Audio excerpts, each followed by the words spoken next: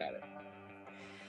Friends, welcome to the Making Spaces podcast. I am one of the co-hosts, Sarah Heath, and this is my fantastic other co-host, wonderful glass wearer, Josie Jimenez with the new glasses.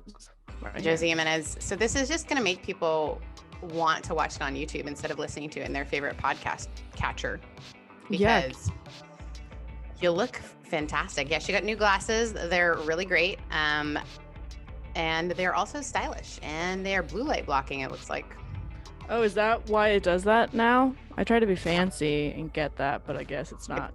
It's good for your brain. Super good for your brain. Friends, this is a podcast about making spaces for yourself and others, both literally and figuratively. And today we have a friend of mine who I will say has been making space for me since I met him. We met in grad school where we both were librarians. That's right. But I forgot about that. We did, yeah. Dan Davidson and I, not only were we librarians, but we realized that we went to the same shows musically. And back in the day when you were like a hipster scene kid, that was like how you made friends, if they listened to the same music as you. So Dan, and then we laugh because yes, we've been listening to the same music, but our lives have also kind of been a little bit parallel. So Dan, that's right. Started a church, actually like restarted a church in many ways in the way that I did, in Pasadena called Rose City. And then kind of realized that he's just got some incredible giftings around entrepreneurial stuff. So started a coffee shop, as one does, but not just any coffee shop, a coffee shop that teaches business skills to kids who are experiencing homelessness or who have a lower income or don't have shared opportunity to do a lot of stuff. So now Dan is kind of stepped out of the pastorship of a local church, but is now running a coffee shop and helping other church communities and communities that have like space figure out how can you actually reach the community around you. So Dan's story is incredible. Dan Davidson, the man, the myth, the legend. My first question for you is, what is one of your favorite spaces and why? Got it. Yeah, so that's a really hard question to answer, but I'm just going to go with what first comes straight to my mind. My favorite space right now is my backyard. Yeah, that's a good answer. Yeah, and the reason why, we just moved, as Sarah mentioned, I transitioned out of pastoring a neighborhood church, living in a church parsonage for, like 7, 8 years, 9 years maybe. So we found a nice small house in Arcadia, but it has a big backyard. I've got 3 kids. My youngest is very active. He's a kindergartner. He's 5. I wish I could show you what he's trying to do on the trampoline right now. He's not just doing 1 flip, but he's doing 2 flips at this stage.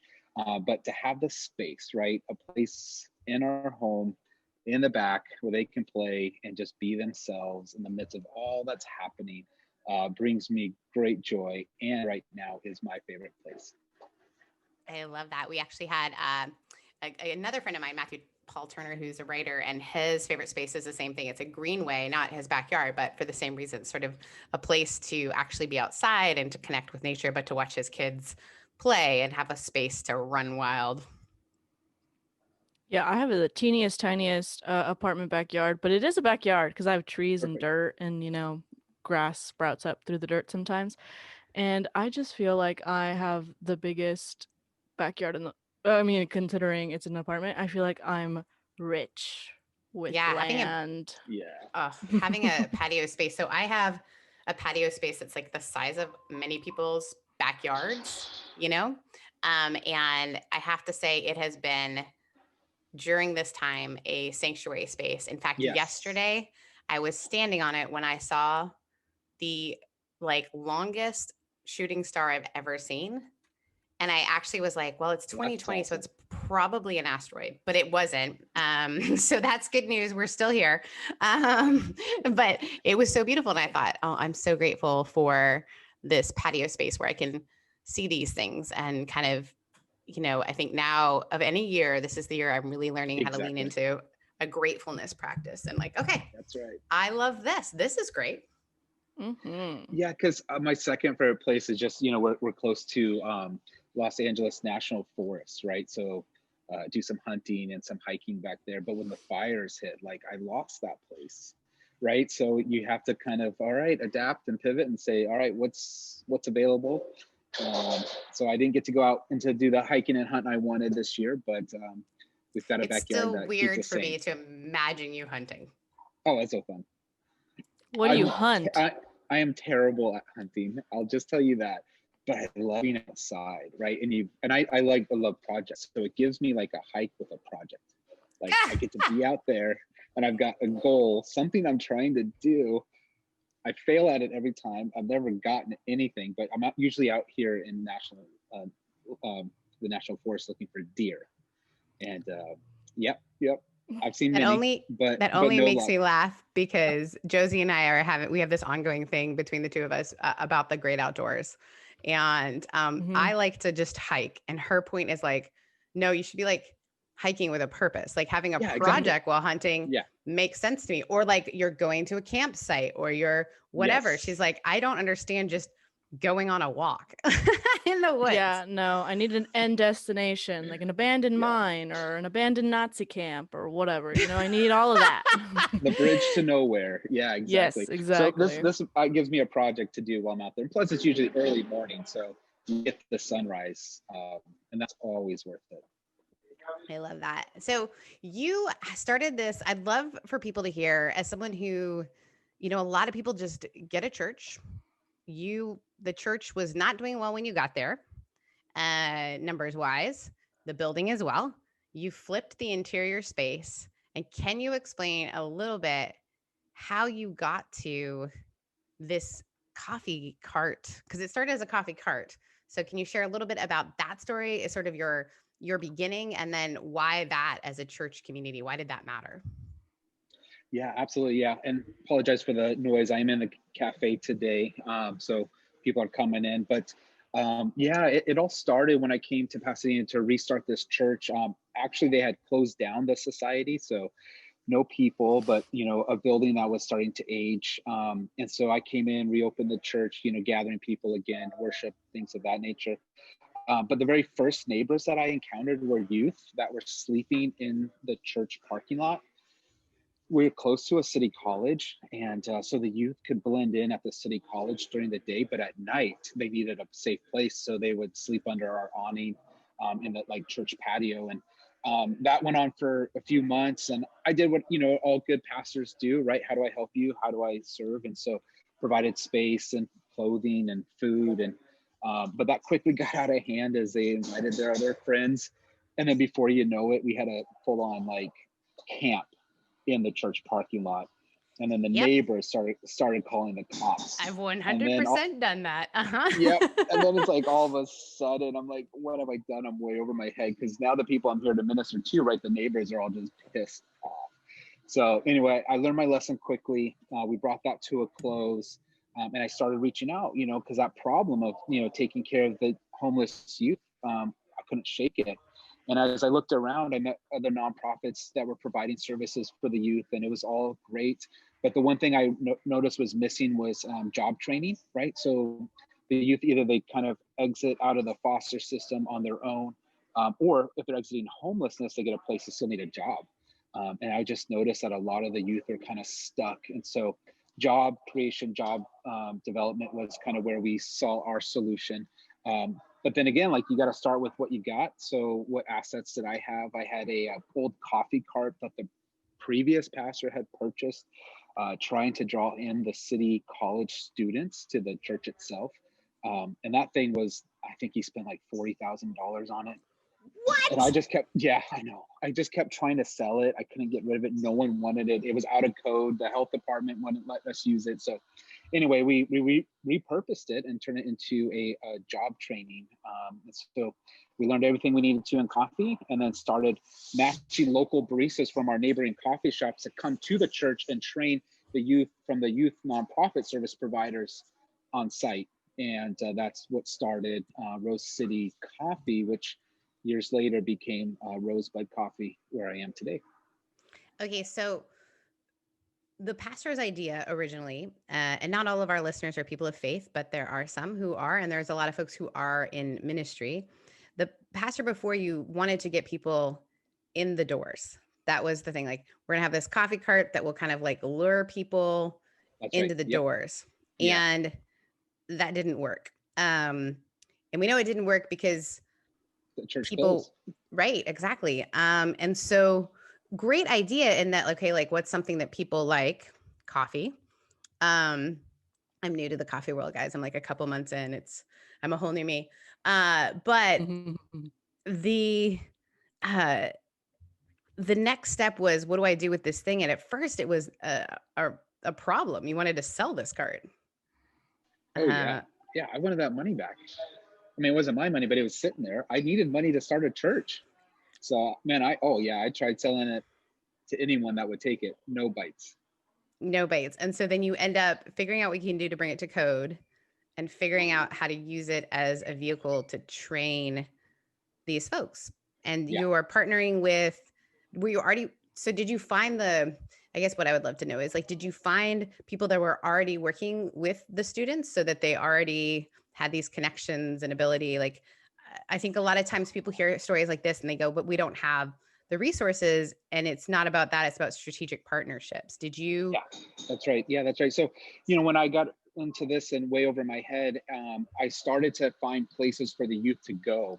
That introduced me to the nonprofits that were serving them and had like the history and the money and the staff to take care of them, right? And so that's how I entered into that world and started the partnering.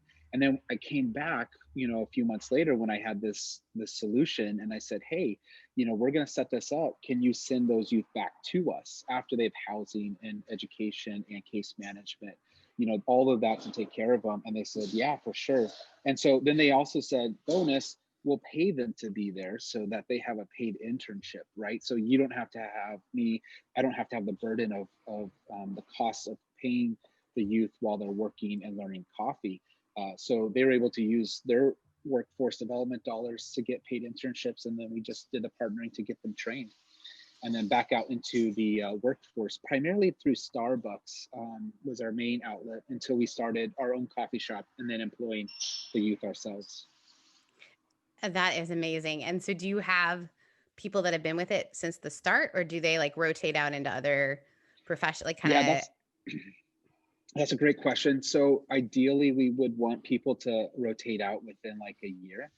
But I'll be honest, it's really hard because you fall in love in a relational way. Like this person, it just really matters to you. But so you get connected. You feel like they're part of the family. So you don't want them to go, but then at the same time, you've created a job and a position that's limiting them too, right? It's an Right. entry position. And so the hardest learning I've had since we've got the shop over is actually helping youth transition on from the coffee shop after we've employed them, because I know we're starting to limit their opportunities and what growth looks like for them, and it's so hard just because of that relational connection. Have any of them gone on to create their own? I'm just imagining when to get the spark for having an entrepreneurial mindset. Like, have any of them gone on to create their own sort of thing at all? Well, I'm thinking of one of our very first trainees, Donata. She went on to be an artist and to do art on her own, and has been successful at that. And that was years ago. And she even had a baby. I mean, just like found her life and who she's meant to be. But I'm thinking most recently, Diamond, when she graduated from the program, employed with us for a while, she really wanted to keep doing the coffee cart, right? So I think it's back here. Yeah. So this like Oh, box looking wow. thing, Yeah, that's the yeah. coffee cart. So Diamond, she started her own catering to private events with her coffee cart. And she had this great gig that she did with a school. And it was the weekend in March when they shut everything down. So Oh, poor no. Diamond. Yeah, she had just gotten it started. She had a great gig, and then COVID hit. And now we're all on pause. Hmm. How has COVID affected the program now? Oh yeah, dramatically. I think that's been the hardest part for us is we haven't had a youth train with us since COVID. We have one of our youth graduates that's an employee, right? So she's with Rosebud, so I get to keep her. But when it comes to training for the youth, nothing's happened. I've gone back to the youth service providers, many times saying, are you guys ready? Are you ready? And they're all saying, no, not yet. So we're like everyone else, even when it comes to our training program, kind of just waiting. And then we're just using contacts that, where are people starting to develop mentoring and youth opportunities online. And so we're starting to use our networking to shift youth there. But it's a work in progress since we can't have anyone physically here yet. Well, if you ever, now that I'm clearly a coffee person, if you ever have a online, how the heck do you make your own cold brew session, please let me know. I will pay the monies to not pay the monies for the amount of money it costs me to have cold brew. I have no idea. Coffee to me is magic. I have no idea how it's made, how it shows up, what grinding or any of that. Did you have any of those skills? Like I remember it's still you're a more of a mystery beer to me. guy. Yeah. Yes. Yeah, it's still a mystery. I don't know. But I've always been surrounded by great, amazing artisans that do know, craftsmen, and that have an understanding. Oh, hey, speaking of beer, see that flyer coming soon? I got a brewery coming. A brewery coming into the space, because the next thing we want to talk about, because Josie, you're going to be so amped with what they've been using this space for. So you had the church, we had the coffee cart, had the church. The church kind of started to grow, got a lot of, because you're near a seminary, that kind of stuff kind of started partnering with that. Yep.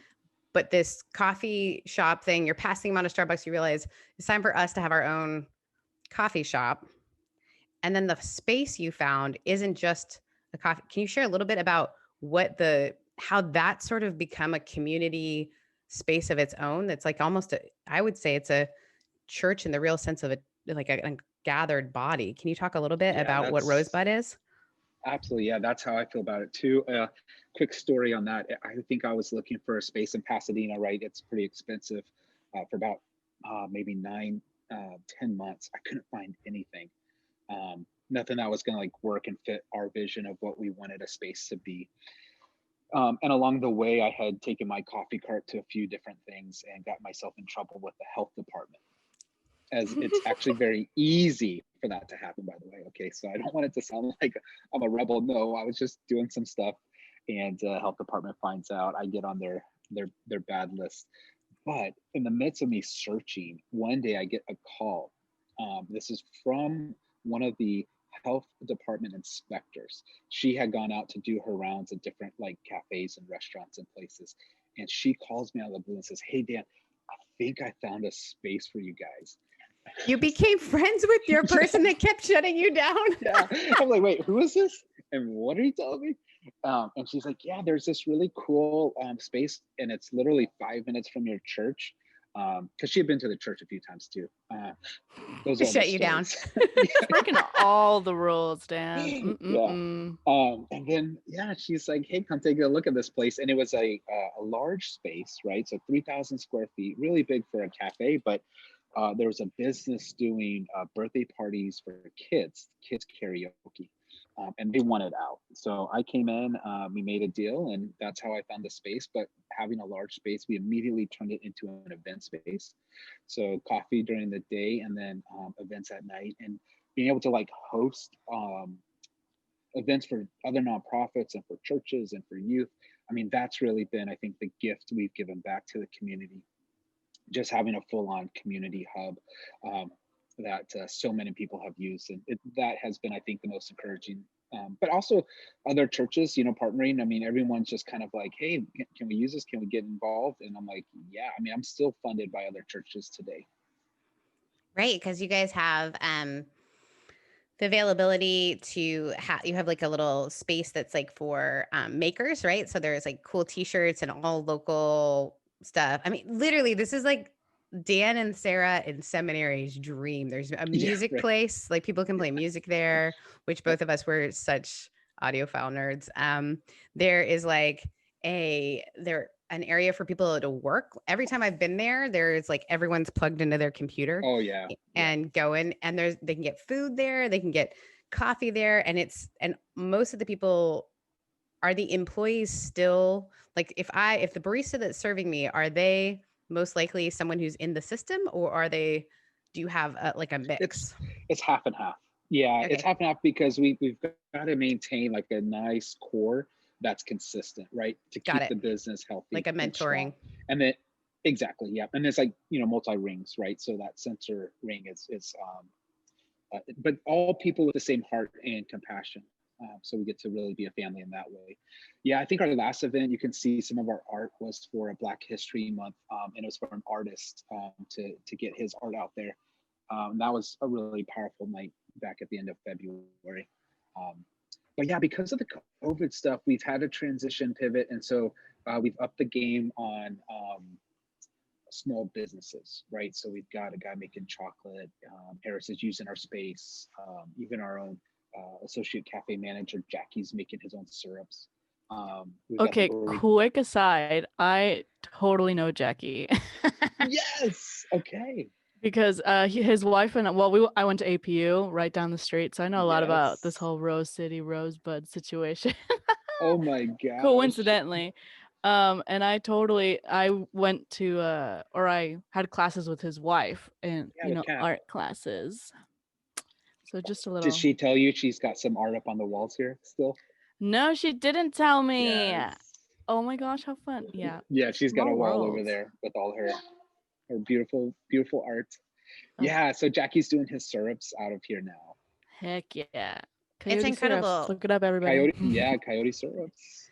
It's incredible because I think it started with this thing that felt like a noose around your neck in some ways. Like I gotta figure out what to do with this thing. And then you said something that I don't want us to just run by. As we talk about making space for people, as this that you said, what are the assets that I already have? So often I'm consulting with two churches to sort of chat with them about the space that they have. And they're like, oh, I need Yeah, this thing and I need this thing. And I'm like, no, let's talk about what you already have. that's And right. how can you utilize that in a way that reaches the community, that kind of meets the needs that you're trying to meet creatively and holistically. And then all these nuggets start popping up, right? Like someone's like, oh, I'm an artist and I don't have anywhere to display my work or whatever it might be. But the difference is it organically grows out. I think so often people come into like, I can't tell you the number of pastors who are like, I just want a coffee shop.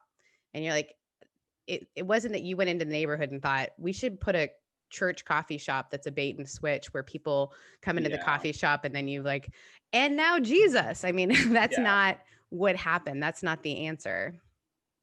Yeah, and I think too, you can even ask that question of yourself, right? It's not Mm. even just the assets around you or what you have, let's say, tangibly access to, but just who you are. I mean, I know for myself with the transition out of the church, I had asked myself that question of like, what asset do I bring? And the entrepreneurial gift was the one that came to the surface. And so I've just poured myself into that, and we've launched a training program for other churches. I've started a little tech company, and now we're looking at more small business incubation out of Rosebud. But all of that in these last, let's say 6, 8 months have all come through me just asking myself, okay, what asset do I have in me that I can share and bring to the table? And it's just been amazing to watch the connections and those networkings that are making some new things possible. I think so often we take on the mantle of this is who I'm supposed to be. So as a pastor, this is what a pastor looks like. I need to be a pastor because that's what and in some ways we weren't necessarily trained that way, but a lot of Oh people yeah. in school are trained that way to like once you do the thing, you just keep doing the thing. And I think people get really burnt out or like Oh yeah. lose their muse because they're continuing to do the thing the same way they've always done it. I mean, I know pastors who are in my denomination who are like 20 years older than me or even like 10 years older than me, that the entire world, I mean, our world has changed and their Oh world is yeah. even more, and they just keep doing the same thing. And I think we're missing this moment. I would call it, not to use super God language, but the Holy Spirit, or the like, or I like to call it the divine invitation. Like, what is the divine invitation inviting me to? Mm-hmm. Mm-hmm. And how can I step into that? So I love hearing that you you did that, and you met some opposition with the health inspector, or Well, and even just speaking of what you're to the reality of how much it's changing for churches. I met opposition in my own denomination, right? Their focus, right? You were saying it's like this is the way you do it. So now in a situation like now, they double down, Mm. right? Then they put all their chips on that, right? And so then people like me that don't fit in there, the story comes to an end, right? So now I got to go and all right, I got to be a missionary now, right? I got to not have that typical role and that typical title, but still do the calling I have. And so I think you were recognizing and seeing like those institutions are that are struggling are just starting to double down and they're missing that divine intervention. They're missing the Spirit moving, and they're missing actually out on so many amazing people. Like I know I'm not alone with these gifts, right? And the innovators that are around us, but the churches aren't looking to them. So if there's anything I could, hopefully inspire people to do is like, if you're an innovator in a church, don't give up on your church, but man, spend some time with your pastor. Hopefully they can, rub shoulders and learn from one another to see, what's new and what's possible. And if not, then recognize too when a door closes. Yeah. Because the Spirit's much bigger than the current situation in churches right now. Oh, Much for bigger. sure. For Yeah. sure. I mean, go ahead. Sorry, Joes. I was just going to say it's interesting how you seem to thrive off of taking just the next logical step.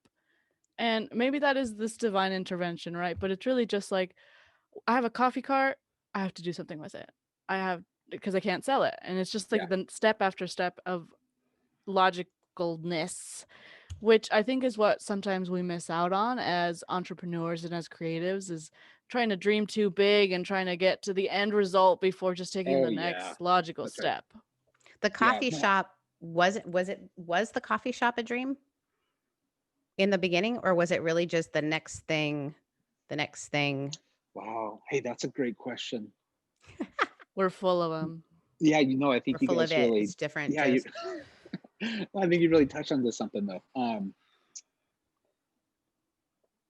The logical step with it became the spark for that dream. Mm. Yes, because once I saw that that's the next logical step, I began to dream about what that reality would look like. But I did not have that reality in mind before I decided to take the next logical step.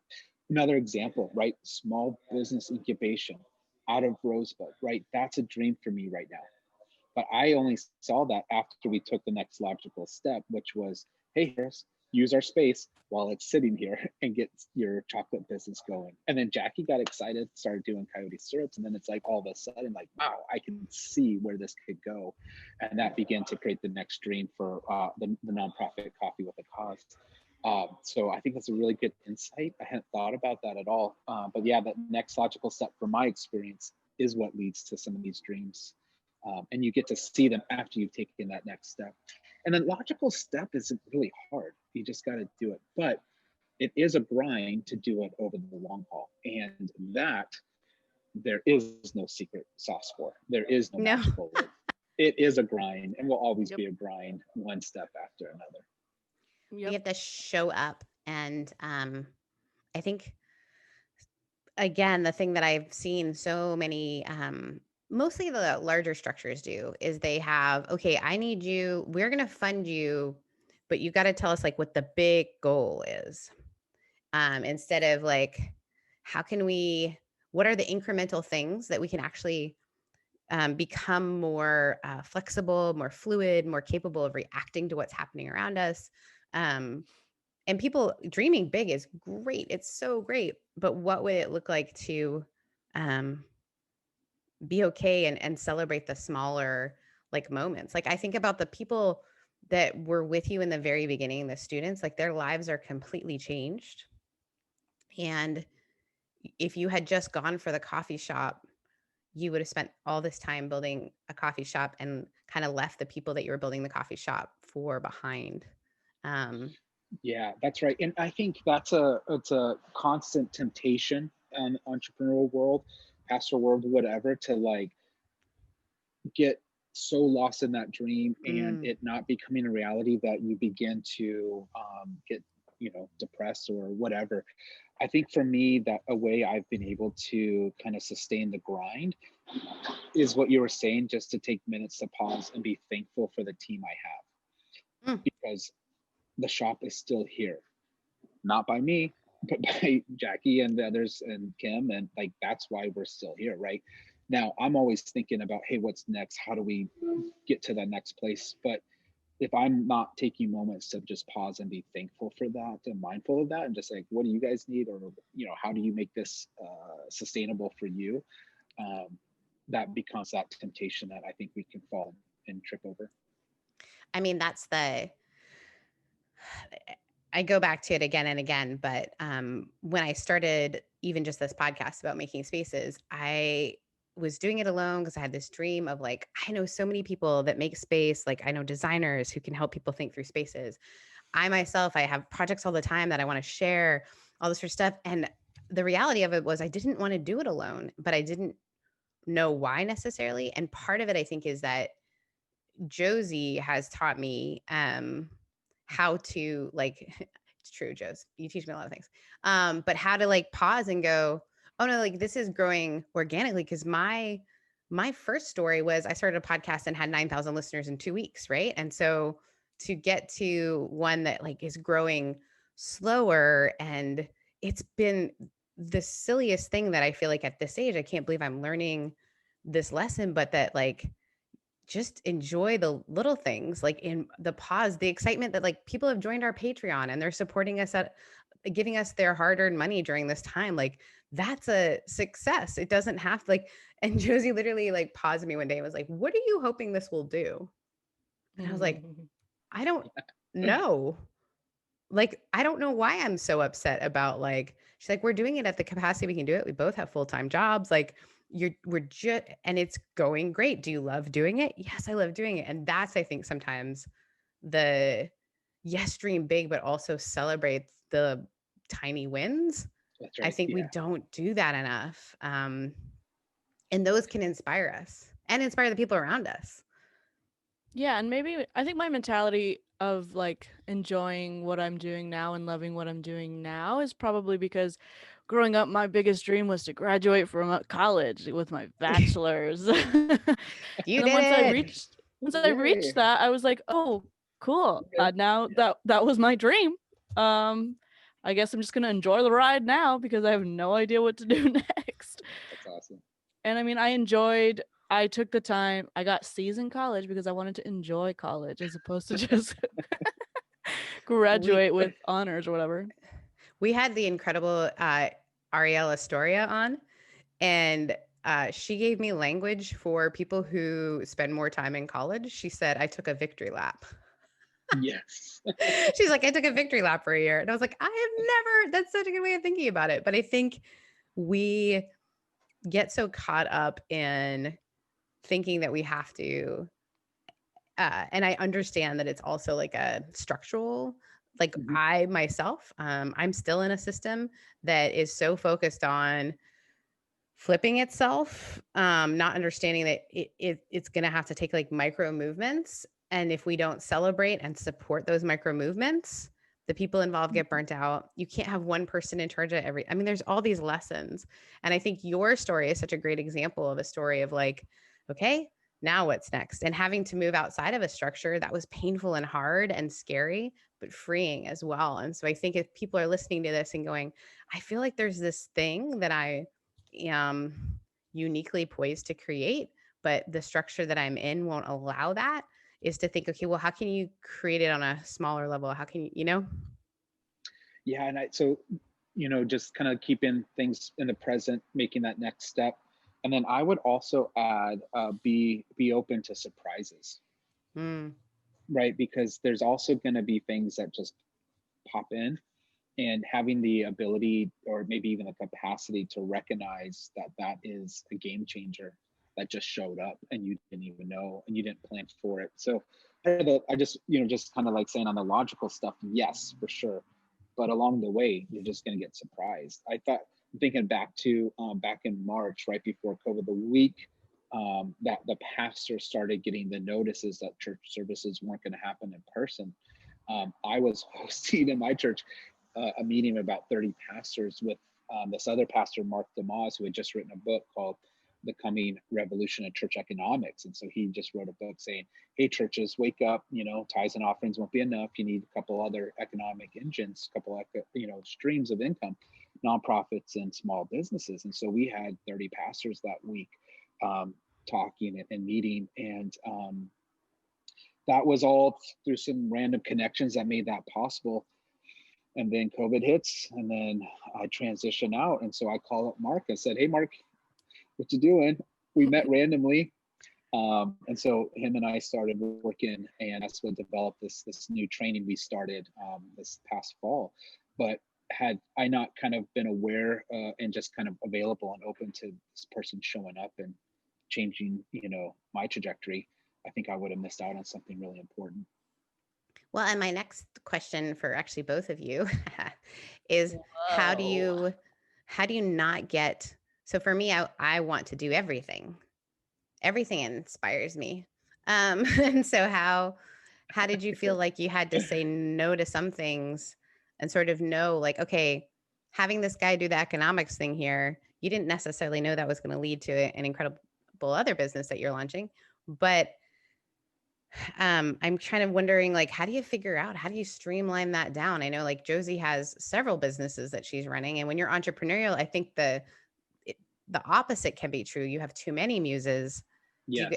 Do either of you have a practice or a way of saying, okay, this is the surprise. Is this surprise a distractor, or is this that's good. surprise an inspiration? Mm-hmm. That's a great question. Yeah, I pretty much just rely on divine intervention. I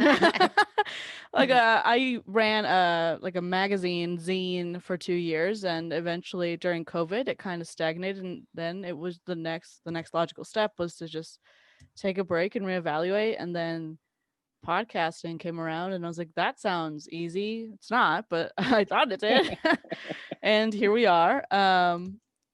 Yeah, I don't know. I guess I'm also another person that I have to do everything myself. I learned graphic design because I needed that and I didn't want to pay somebody. I learned video editing because the church needed video editing.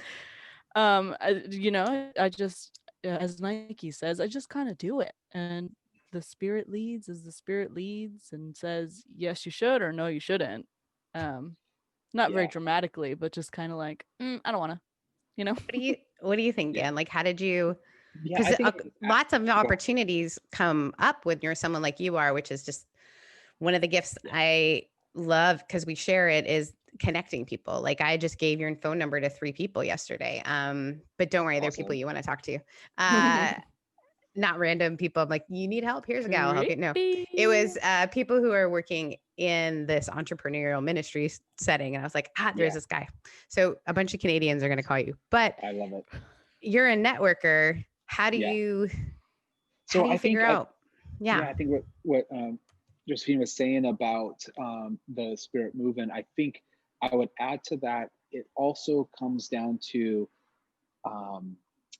the affirmation, or you could say confirmation, from others along the way. Mm-hmm. Right. So it is the individual, what you're receiving, but it's also how is that being received and sent back to you by others. And so I think that's how I often gauge the next project is relationally, do I have the capacity to work with this team, with this group of people? And how can I do that in a way without burning myself out or without burning my family out, right? So I think it's paying attention, like high emotional IQ internally, but also with the people you're around. And that kind of, keeping the antennas and the feelers out for that and constantly getting that feedback helps me know when to adjust and how to adjust and how much I can take on or not take on. For example, when I was transitioning out of the church role, I also knew I'd been running the city committee for, about 7 years on partnering churches to end homelessness with the city. And I just knew that my capacity to keep leading that outside of my church role and all of that was just too much. And so I knew I had to hand that off at that time. And we had the church transition wasn't awesome, but that transition was amazing. And so I got to even like handpick the person and She said yes, and it was just, everything I could hope for in that kind of a transition. But again, I think it was recognizing it was time amongst the community to make these changes as well. You hinted at it, and I know our time is getting shorter, but I would love, you said the church transition wasn't awesome. And that was an obstacle. That was a pain. That was hard. Um, I would love to hear, navigating that, what were the places of um, support and joy that you found to be able to move through that? Because I think there are a lot of professions that it's hard to leave. I think ours is one that so many people are afraid to leave because there's so many implications with it. And we've Oh, had got it. a bunch of people who have gone through this, realizing that, okay, the call was for a certain amount of time. I'm no longer feeling called to this sort of ministry. How do I, what were the places and spaces that you found joy, or found like a sense of like, okay, I can go through this? Yeah, I'm pausing because that's a good deep question. Because even my pastoral mentors, like those relationships started changing in the transition too, right? So my go-to places of safety and conversation that I could feel were changing. So where did I find that joy and that kind of support? Um, I think when it's that kind of major, like you're talking career shift, right? You're talking like one community to another. Um, Family.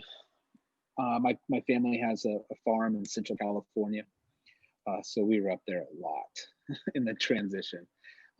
So talk about space, right? They got an almond farm, and they've got, acres and places for the kids to be, for me to be.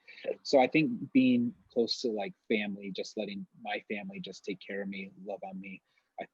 My wife, of course, our relationship, I think, really, just grew through this, but her championing the gifts that she sees in me, giving me the space to even say like, yeah, take some more risks, even though I've taken a lot already and put her through a lot, but her willingness to say, keep going. I believe in you. I know that was definitely a game changer. And then I would say after that, it was, so family, my wife, and then um, I would say my relationships in the community abroad, as they kept coming and saying, hey, Dan, we still value you, what you bring. We want to work together. So like I got picked up to run the homeless count for the city of Pasadena again. All sorts of things like that. But I think those people just started coming back in, or Edward saying, hey, let's start a tech company. I believe in you. I see those gifts, right? So others coming alongside and saying, hey, let's do this. I think that brought me a lot of joy. Thank you. Because I think there's a lot of fear for people if I step outside of what I've always known. Not everyone is like Josie. She's not afraid to step out of what she's always known, but because that's from trauma. Like she's learned that through some difficult situations. And I think um, for those folks who like security has become, especially now with COVID, people are like, I just need to stay in a job because I'm so afraid, to like have people around them that are not dependent on their participation in what they're working on.